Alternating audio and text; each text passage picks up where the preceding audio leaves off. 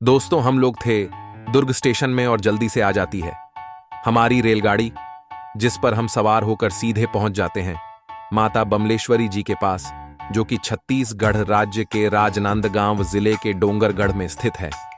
कहते हैं कि प्रेम अगर सच्चा हो तो पूरी कायनात आपको उससे मिलाने की कोशिश करती है। कुछ ऐसा ही उदाहरण है मां बमलेश्वरी देवी का मंदिर, जिसका प्रकट ही दो प्रेमियों को मिलाने के लिए हुआ। आइए जानते हैं इतिहास के पन्नों में दर्ज आखिर क्या है यह किस्सा। यहाँ के राजा वीरसेन का कोई पुत्र नहीं हुआ तो वे मां दुर्गा और शिव की उपासना की। इसके बाद मां दुर्गा और भगवान शिव की कृपा से एक पुत्र की प्राप्ति हुई, जिसका नाम उन्होंने मदन सेन रखा। कहा जाता है कि राजा वीरसेन ने ही इस मंदिर का निर्माण करवाया था। मान्यता है कि इस मंदिर में जो भी श्रद्धालु सच्चे मन से मां की उपासना करता है, उसे पुत्र रत्न की प्राप्ति होती है। धार्मिक मान्यताओं के अनुसार मंदिर तो राजा वीरसेन ने बनवा दिया, लेकिन एक प्रेम कहानी के चलते यहां मां जागृत रूप में प्रतिष्ठित हो गई। अधूरी प्रेम कहानी से है इसका ताल्लुक। बताया जाता है कि वीरसेन के बाद कामाख्या नगरी की गद्दी माधवसेन और उनके बाद इनके पुत्र कामसेन ने संभाली।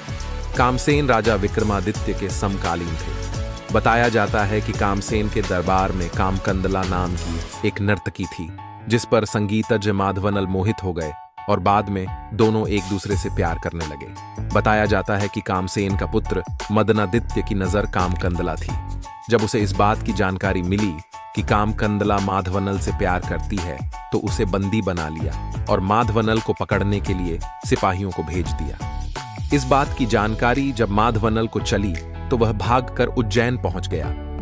उज्जैन नगरी पहुंचने के बाद माधवनल ने राजा विक्रमादित्य को सारी घटना बताई।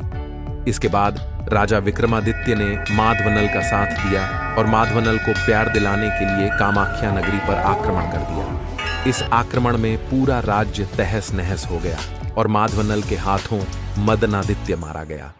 इसके बाद राजा विक्रमादित्य दोनों के प्रेमी परीक्षा लेनी चाहिए। राजा विक्रमादित्य ने कामकंदला से कह दिया कि माधवनल युद्ध में मारा गया। राजा विक्रमादित्य के मुंह से इस बात को सुनकर कामकंदला यह सदमा बर्दाश्त नहीं कर पाई और पास ही के तालाब में कूदकर उसने जान दे दी। जब इस बात की जानकारी माधवनल को हुई तो उसने भी प्राण त्याग दिए। इस घटना के बाद राजा विक्रमादित्य को बहुत अफसोस हुआ और अंदर से वे पूरी तरह टूट गए।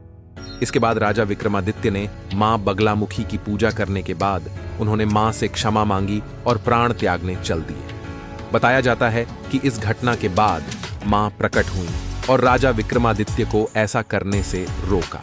इसके बाद राजा विक्रमादित्य ने मां से वर मांगा कि इस प्रेमी जोड़े के लिए यहां पर जागृत रूप में प्रतिष्ठित होना होगा। इसके बाद मां ने तथास्तु कहकर यहां पर जागृत रूप में प्रतिष्ठित हो गए।